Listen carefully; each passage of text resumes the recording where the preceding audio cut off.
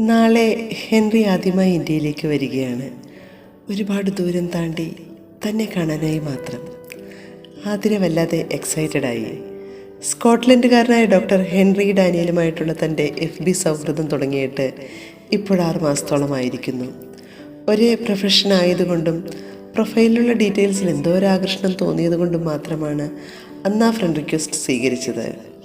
Facebook സൗഹൃദങ്ങളുടെ ചതിക്കുഴികളും കടമ്പില്ലായ്മയും തനിക്ക് നന്നായി അറിയാവുന്നത് കൊണ്ട് തന്നെ ഓരോ സൗഹൃദവും ശ്രദ്ധയോടെ മാത്രമേ താൻ സ്വീകരിക്കാറുള്ളൂ.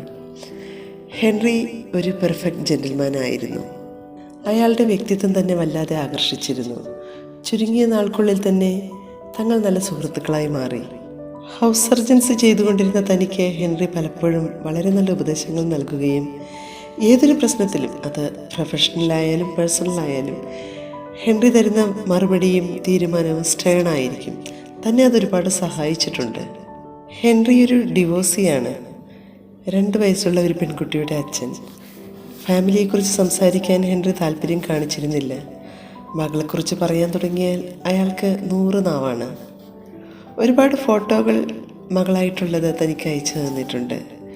ഒരു സുന്ദരി മദാമക്കുട്ടി, സ്വർണ്ണ തലമുടിയും നീല കണ്ണുകളുമുള്ള ഒരു കൊച്ചു മാലാഖ. അവളുടെ അമ്മയും അതിസുന്ദരിയായിരുന്നിരിക്കണം.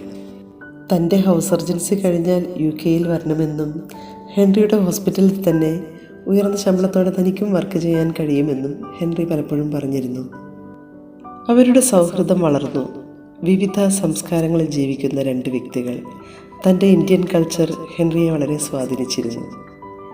പെട്ടെന്നൊരു ദിവസം അവൻ ചോദിച്ചു, ആതിര, നിനക്കെൻ്റെ കുഞ്ഞിൻ്റെ അമ്മയാകാൻ കഴിയുമോ?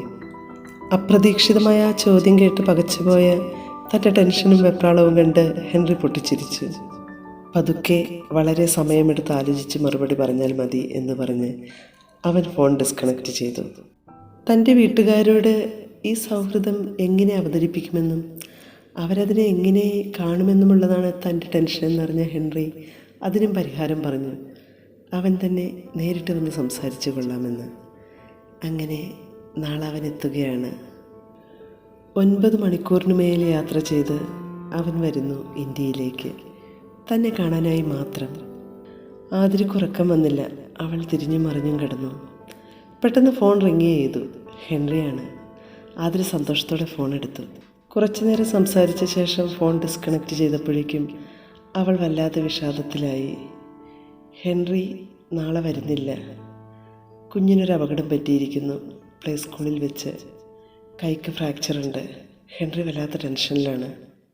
അവന് യാത്ര ഒരാഴ്ചത്തേക്ക് മാറ്റിവെച്ചു.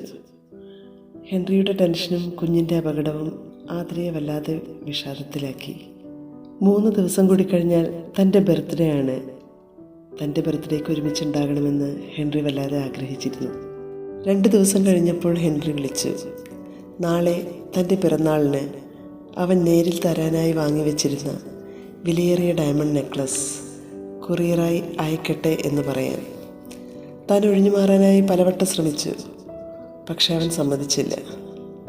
ലക്ഷങ്ങൾ വിലയുള്ള ആ ഡയമണ്ട് നെക്ലസ് വീട്ടിലെങ്ങനെ അവതരിപ്പിക്കുമെന്നുള്ളതായിരുന്നു ആതിരയുടെ അടുത്ത പ്രശ്നം. കുറച്ച് കഴിഞ്ഞപ്പോൾ ആതിരയുടെ ഫോണിലേക്ക് ഒരു കോൾ വന്നു. UK നമ്പറാണ്.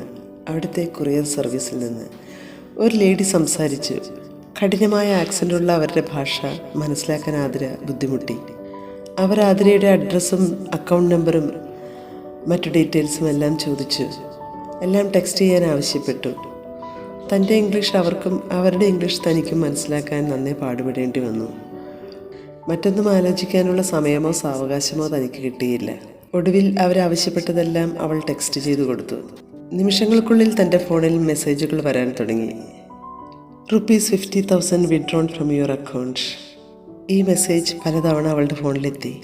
എന്തു ചെയ്യണമെന്നറിയാതെ പകച്ചിരുന്നപ്പോഴേക്കും 3 ലക്ഷത്തോളം ബാങ്ക് ബാലൻസ് ഉണ്ടായിരുന്ന തൻ്റെ ബാലൻസ് 0 ആയി കഴിഞ്ഞിരുന്നു. ആതിര പരിഭ്രമത്തോടെ ഹെൻറിക്ക് മെസ്സേജ് ചെയ്യാനായി വാട്സപ്പ് ഓൺ ചെയ്തു. അയാളുടെ DP അപ്രത്യക്ഷമായി കഴിഞ്ഞിരുന്നു. അവൾ ഉടൻ തന്നെ FB ഓപ്പൺ ചെയ്തു. മെസ്സഞ്ചറിൽ കയറി. Doctor Henry Daniel, Facebook. അവളത് വായിച്ചു. You are not friend on Facebook.